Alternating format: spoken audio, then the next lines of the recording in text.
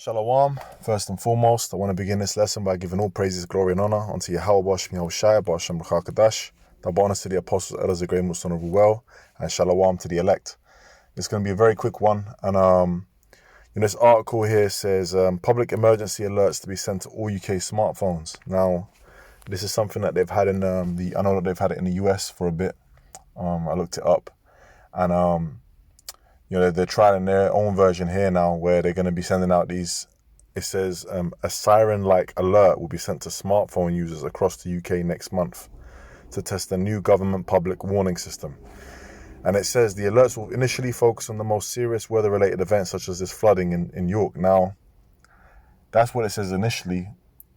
Now, when you had the whole Vicky Venom, you had people, getting texts from their doctors or their doctor's practice to basically go in and take the yabs, And this is what it says, a siren-like alert will be sent to all the smartphone users in the UK, all right? And I can see them using that, this is part of the infrastructure and part of the, the build-up to that mandatory CHIP, okay?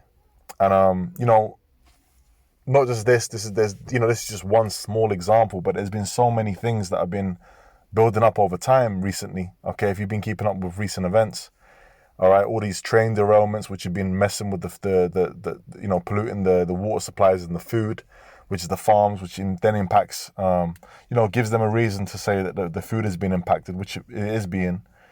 Okay, food processing plants are being shut down, crashed into.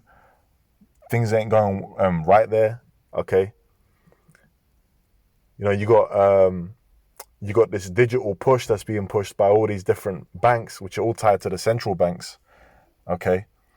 And all these different businesses that are connected to the banks. Because you got to think of it like this: everyone that, you got you as a person, okay? Your interaction is with businesses, okay? You might go to your local supermarket or whatever, buy some food or whatever, okay, or sell it at your local market or buy at your market or whatever, right? Now, when you go to these local markets or you go to the supermarkets or whatever, you go to the shops, what are you doing? You're consuming, you're buying, okay? Now, these businesses that are doing that, where's all that money going to, okay? Because the majority of this system is becoming cashless, okay? Because they're setting up what? Bank accounts, okay? There's advantages to having bank accounts. So what they're doing, they're setting up bank accounts. They're penalizing these business users for using cash or checks, okay? And they're making it better for them and more profitable in a harsh environment right now to go with a digital option. So that's why you got card holders and things like that, where they're urging people to go digital, man. Now, I say all that to say this: what does that all tie into? Let's get the precept. This is Revelation chapter 13, verse 16, straight to the point, okay? And when you read about the beast, which is what? EU and NATO. It's Esau, the Edomites, the wicked of the scriptures. It's their system, it's their empire, okay? All right? Okay, and it goes into their philosophies and their laws and their way, okay? It says now the verse 16. Now this is specifically talking about a device, okay, that this man Esau, all right, the rulers of this place are looking to push on the people, okay, to deceive the people with. It says, and he calls of all, both small and great, rich and poor, free and bond, to receive a mark in their right hand or in their foreheads. And when you look into that word, it's talking about something that's inserted into you, okay, like a physical cutting. It says, and that no man might buy or sell, save he that had the mark, mark, or the name of the beast or the number of his name. So without this device, you're not going to be able to buy or sell, okay? And what's that talking about? It's talking about the implantable CHIP, okay? CHIP. That's what it's talking about, man, to be put into the people. And very soon, man, and we're reading it. They're setting up little things to set up the infrastructure of this. You pretty much got the towers. Well, you got the 5G, 6G. That was part of the infrastructure. smart cities, 15-minute cities. These are all things that are being put in place, plans and building, okay? So that, and the key component is the living, breathing, okay, man, okay? That's the key component. The key component that they need to fit into all this infrastructure that they've set up is you. They want to put a C-hip in you, all right? Now, those of us that are awakened, okay, and aware, we know not to take that M-A-R-K, all right? We know that, whether this man, he's going to do something, he's going to cause it to basically try and force you, man, okay? And those of us are not going to take it even unto death, all right? Because the Lord said, okay, to not take it.